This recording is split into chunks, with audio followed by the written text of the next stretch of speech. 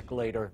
We'll send the White House. Joining me now is New Jersey Congressman Jeff Van Drew and Xavier DeRusso, PragerU personality. Thank you both for being here. Congressman, Kamala Harris made a beeline for Tennessee to chastise the House, but she failed to attend even one of the funerals of the 6 slain individuals, including 3 children, from last week. Your thoughts on all of this? My thoughts, number one, it's the first time I've seen Kamala Harris take a beeline to go anywhere to do anything. The only thing she should be doing is, if she wants to, is to teach people how to be the worst vice president in the history of the United States of America. That was shameful. I mean, they were so worried about January 6th. But here we have not just people, not just constituents, not just average folks, but we have legislators who are part of a gang philosophy and carrying on inappropriately and breaking down the halls of the State House. That's wrong. She should never be supporting that. And you know what? It's so typical of the ultra-liberals. So typical. It's okay for us to do things, but never for you. Yeah, and that's what she was doing. No, I'm just disappointed in her, and that's pretty hard for me. Yeah, well, I don't like the double standard. Have one rule for everybody. And Xavier, these congressmen, they weren't just expelled because people didn't like them. They were expelled because they violated the House rules of decorum.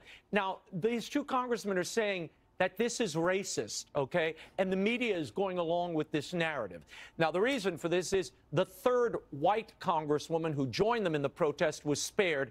Watch the media reaction. I want your reaction. It's racism. It's a double standard in our society. Obviously, I have to say, I would doubt they would have done this to white members. When you see the racism like that just out in the open, it does, take your breath away. This kind of blatant racism is what is going to backfire on them. Xavier, is this racism or members being held accountable for violating State House rules? You know, it's typical leftist behavior to just totally deflect and put everything on racism. This is called holding them accountable, because we've already seen the left has no problem burning down buildings if they're not getting what they want. And if we don't start holding these lawmakers accountable, then our democratic republic is just going to turn into a battle of who can lead the bigger protests. People need to stop treating our Capitol buildings as if they're Section 8 housing. We need to start having accountability, and we need to start looking at the left and questioning what are their priorities. For Kamala Harris to not have time to attend any funerals or to even meet the families of these victims, but she does have time to push the agenda of the left, to take away our constitutional rights to guns, and to make sure that she's keeping these far left lawmakers in a position of power. They do not care about you and I, they care about their agenda. Well, we're seeing cops in the State House in Tennessee being jostled and pushed. Last time I checked, this was called an insurrection, Congressman. We had images like this. Is this another case of activists feeling that their personal crusade trumps any rules of decorum or even decent etiquette? Absolutely. It's an insurrection if you do it. But if we do it, it's really what's required and needs to be done. Kamala Harris has never visits veterans, has never worried about what happened to the families of the Afghans that were lost in battle, the Americans that were lost in Afghanistan, never worried about our border, went there once, didn't do anything at all, isn't protecting our country. Yet this she runs over to. Is she a vice president or is she a political hack? I think she behaved a lot more like a political hack here. It's disappointing to see that, whatever party you are.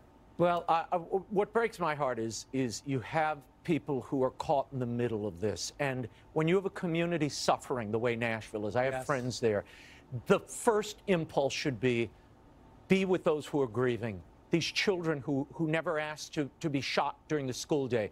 Tend to that, then move to the politics. But here, they move right to the politics and demonize people. It's the worst thing you can do in a community like this. They won't even talk about it. Yeah. They won't even talk about it. Xavier, I want to give you the last word on this. As you watch this play out, your thoughts on what we're seeing here and what the takeaway should be. The takeaway is that the left's priorities are all backwards, and once again, they are capitalizing on trauma and they are capitalizing on death to push an agenda because they do not care about us. They only care about what benefits them. It's heartbreaking. Thank you both for being here. Congressman Xavier, happy Easter. Thank you both. Next, a beautiful Good Friday story. Blac Chyna shocking her fans with a new